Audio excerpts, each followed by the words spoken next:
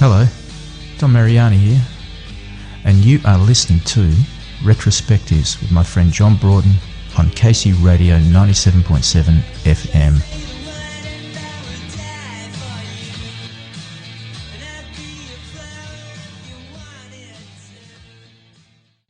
I believe you just returned from a Stems farewell series of shows in Europe. Is that absolutely it now for the Stems? Or is it?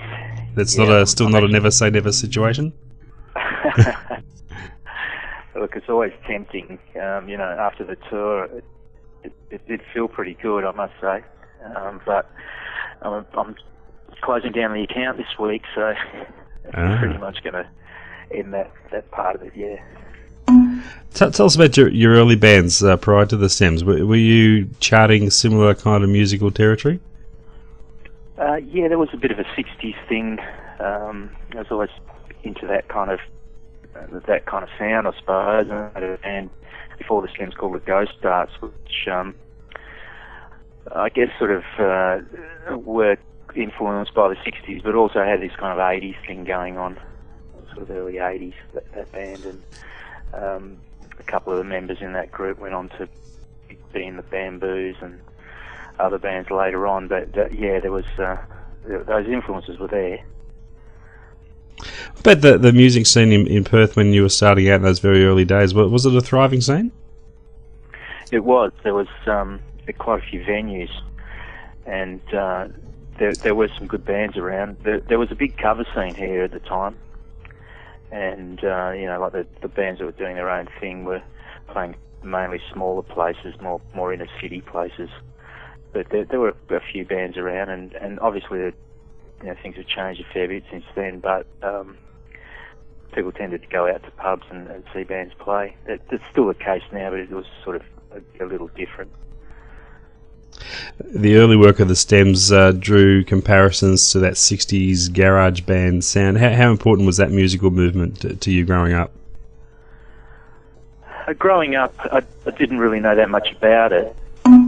I guess I caught on a little bit later because I was more into things like the Beatles and the Stones and the Kinks and all that kind of thing. But it wasn't until I guess the early '80s that I discovered the more obscure bands. I bought the Nuggets sort of album, and from there I got to know about bands like the Standells and the Electric Prunes and bands like that.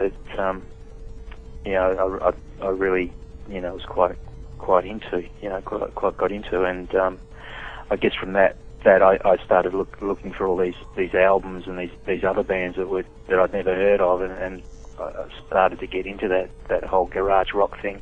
Right, so it was a real self-education process there. Yeah, absolutely. Like the Easy Beats and all those bands that I knew of, but I hadn't heard too much about all these other more obscure bands that were coming out of the US, in that sort of mid 60s period. So I knew Psychotic Reaction, but that was about it. Mm. The initial deal with Citadel, how did that one come together? Well, Citadel had released a few singles, and there was a record store here in Fremantle that I would sort of visit on a regular basis, and I'd sort of the guy that was working there would sort of pull these singles out and go, "Oh, have a listen to this is great." And first, I think 3 or 4 singles that had come out, and the manager of the Stems at the time, we talked to him and said, "Look, we'd really like to shop this first single around that we've done. We've done a recording of Make You Mine and She's a Monster," and he was going over east, and he approached Citadel. They heard it and they liked it, and the rest was history, I guess. And the switch to Mushroom, did you see that at the time as an opportunity to break into the mainstream? I guess so. Yeah, we were looking to kind of move ahead with the band. We were approached by a couple of majors, and I guess Mushroom, the deal that they offered us, it sounded the best at the time, so we went with that, and we thought, by going with a major, we could get a little bit more exposure to what we were doing. At First Sight is probably the most recognisable song from your catalogue. Did that song stand out to you right from the start? Did you feel once you had that song down, you had something special there? I think that happened in the recording process. I think we hadn't played that song a lot live. There was a few songs that were on that album that we hadn't really played live. There was the obvious ones like Sad Girl and that we'd been playing for 2 or 3 years. But that one, it was a more of a newish tune that went on the album. And then when we recorded it, I guess we realised that, had something special about it. It had a good sort of feel to it. And it wasn't a song that we thought, oh, this is going to be the single. It just, when the recording was done, we listened back and we thought, well, this one here sounds pretty good, doesn't it? So that's how that song sort of came to be, I guess, as the first single off the album. You kept Perth as a home base through the band's existence, which I guess to the casual observer would be bad for business, being away from the main music capitals. But I guess it would have had its advantages in a way. I guess every tour to the east would have been like an event. Absolutely. What you said is definitely right. It wasn't the smartest thing to do, I guess, as far as an economical thing, because every time we tour, the airfares back then were quite expensive, and in a way, we were sort of making some money, but then having to sort of reinvest it to tour, and from that point of view, it wasn't great, but it did sort of work for us, I guess, like you say, not sort of being on the East Coast all the time and not having to play gigs on a regular basis, I guess, helped us keep some kind of mystery. Yeah. So and I guess when we toured, it was a special event, and it helped sort of, develop or give the band a better profile in a way. What about overseas interest in the band? When did that start to generate? It would have been about the same time. We were getting sort of fan mail, I guess, from people that had been buying our records overseas, and from that it sort of extended into fanzines and small labels and stuff, and promoters that were kind of interested in touring the band. So some of these fanzines that existed at the time were quite sort of influential in getting the band sort of out to that audience that were really into that kind of sound. Looking back, if you had to pinpoint a main catalyst in the initial split of the Stems, what would you put it down to? I guess, we were fairly cautious at the start. We managed ourselves, you might say, but then I guess when we got to Mushroom, things stepped up a fair bit, and we had to involve, I guess, professional management, and some of the decisions we made at the time were maybe a little, I guess, not well thought through, and we made a few mistakes on that level, and I guess once we started touring the album, we were touring a fair bit, and there was a lot of things that were starting to sort of go wrong internally, and disillusionment sort of came into it, and just sort of a number of things really. But I guess the main thing would have been that we didn't really consider the professional management side of things too well, and that sort of came to kind of I guess undermine the band in a way. Yeah. I read you quoted somewhere as saying that you were at one point contemplating giving music away around that time. Is that right? Yeah, I was. Yeah. I guess I was pretty shell-shocked by the breakup of the band, and I guess my health suffered a little bit during that period, and I went through a period of sort of self-doubt and was thinking about giving it a miss. So what turned it around for you? What triggered the enthusiasm to come back? I guess I loved music too much to really ever give it away, and I guess the thing that made me feel good was just the music, and kept writing, and I sort of kept playing in bands in Perth for a short stint. I had a sort of short stint with a band called the Summer Sons here. Yep. During that period, so that in a way kept me sort of playing, and got my mind off, the sort of negative things.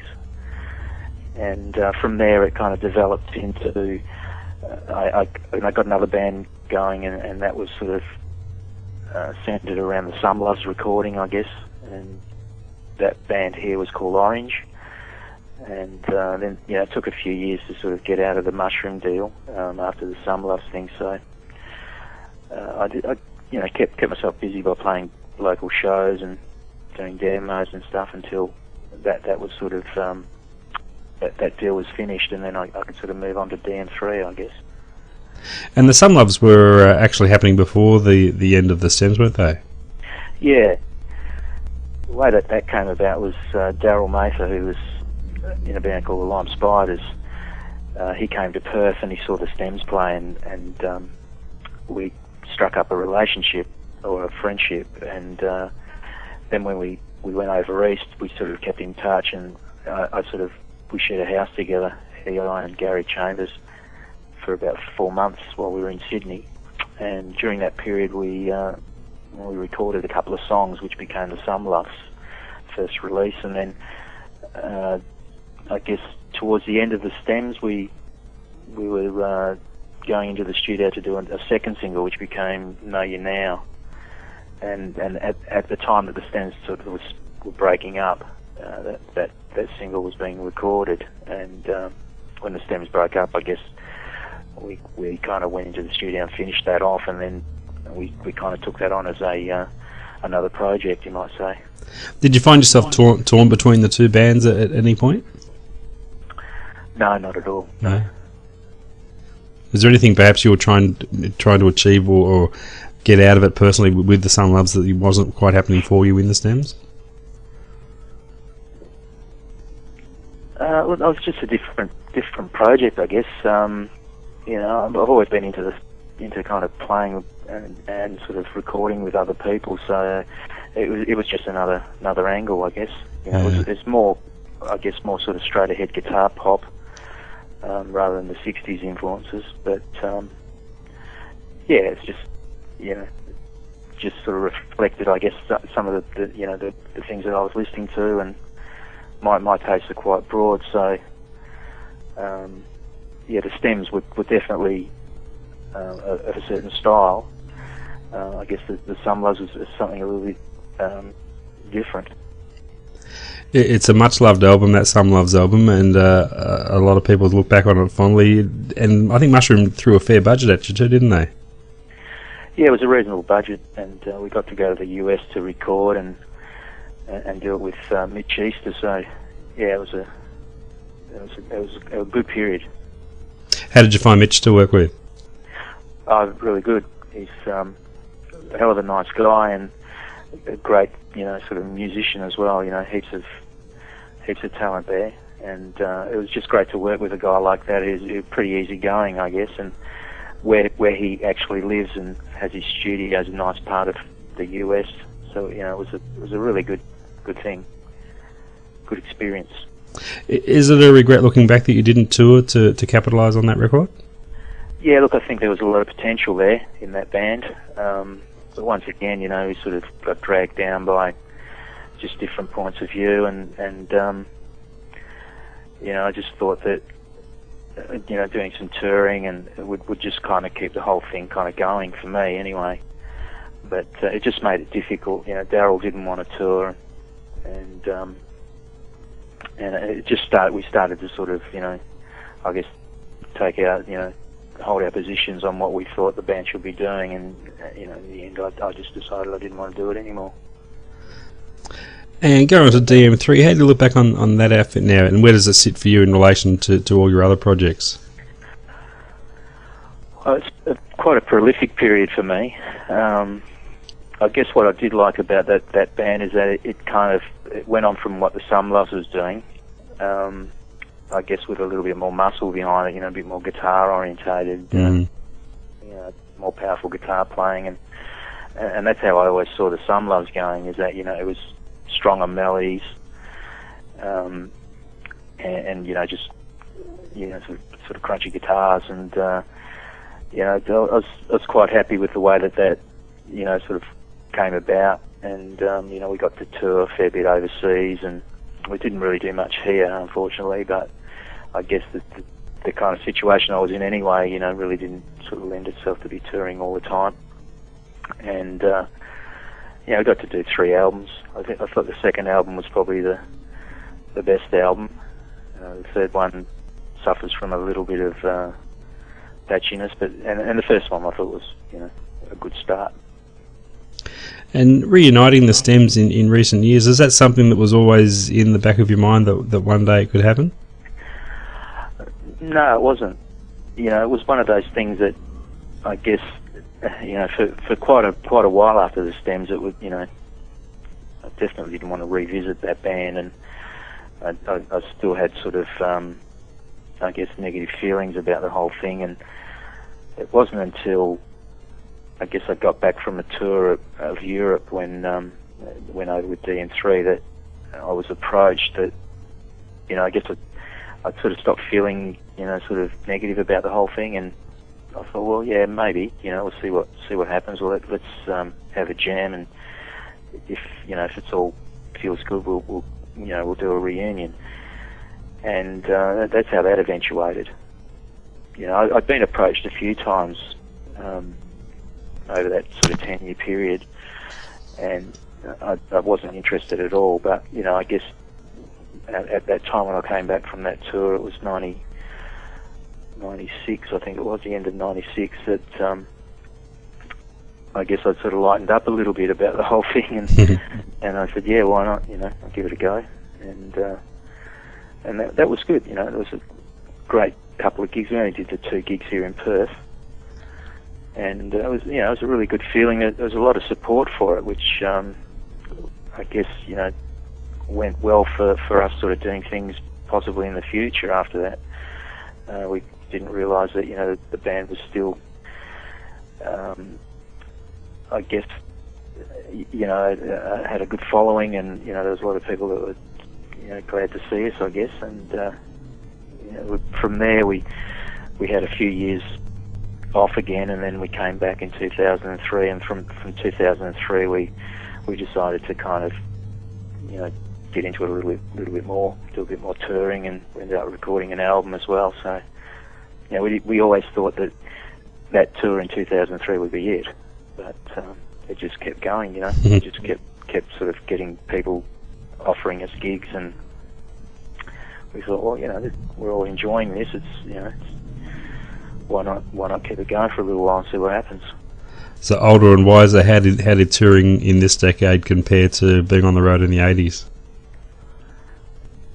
Yeah, we're definitely a lot more chilled out about the whole thing. I guess back in the 80s, it was pretty grueling sometimes. We'd be sort of driving from, northern sort of Queensland back to Sydney, and then across to Adelaide, and then to Melbourne. It was, we'd fly from Perth to kind of Melbourne or Sydney, wherever we'd start the tour, and then, we'd sort of take a van and we'd sort of be driving everywhere. So, we used to play quite a few gigs too. We'd be on like 6-week tours, and when the album came out, we'd be sort of touring for like 3 or 4 weeks, and then we'd come back to Perth, and then like a month later we'd be back out there again. So we ended up doing like about 6 or 7 tours on that album. The album did quite well, so all these opportunities were coming, and we kind of burnt ourselves out a little bit from the touring. Yeah. Talk about the Heads Up album. It seemed to hark back to the very early days and the original sound of the band. Was that something you were particularly mindful of wanting to achieve? Yeah, that was kind of my. Julian and I were pretty much at the forefront of getting the album off the ground, and we were definitely going back to the sort of R&B, sort of soul-y kind of garage rock, and we were sort of looking at the Yardbirds as a kind of some kind of yardstick, you might say. And we sort of kept the melodies there as well. There's a couple of songs that are kind of more melodic, but we wanted to definitely go back to that sort of earlier period for this album, Heads Up.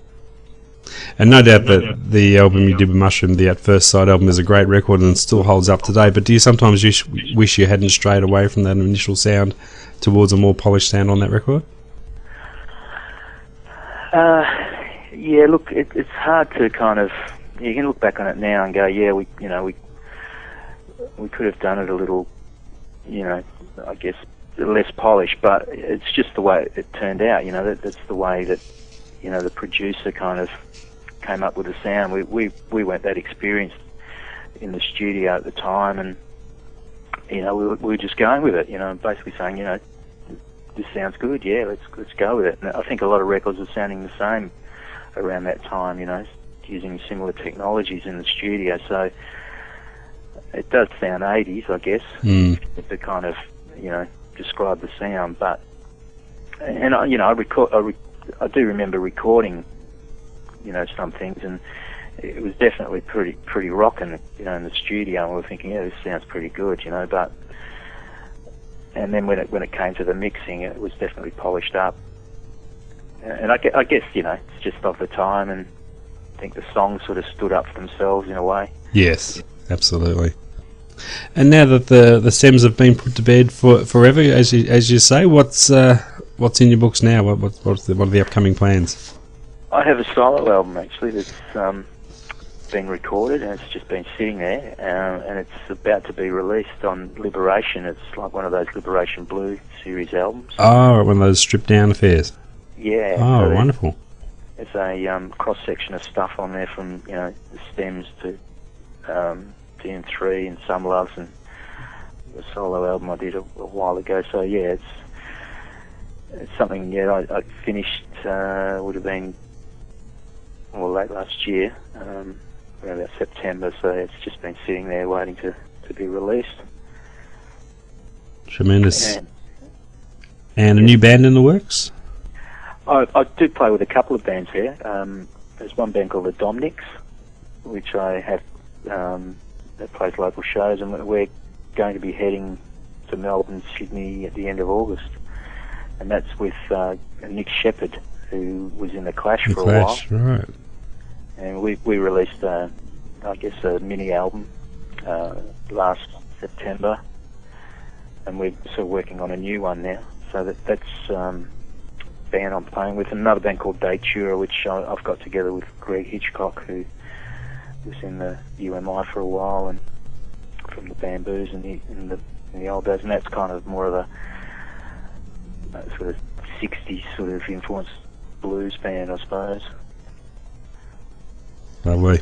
Well, no doubt we haven't heard the last from you, Dom, I'm sure, even though the stems have been put to rest. I'm sure there'll be plenty more great music coming out of you. Yeah, I hope so. Been thinking about doing some more recording. So have another Majestic Kelp album sort of in the works, which I've been sort of meaning to get back to. So yeah, as long as I can write a tune, I guess I'll keep doing it. Fantastic. We'll look forward to it all. And actually, I might hold on to this interview and put it to air to coincide with your trip here in August. That'd be great. Cool. Thanks, John. Terrific. Thanks a lot, Dom, for your time.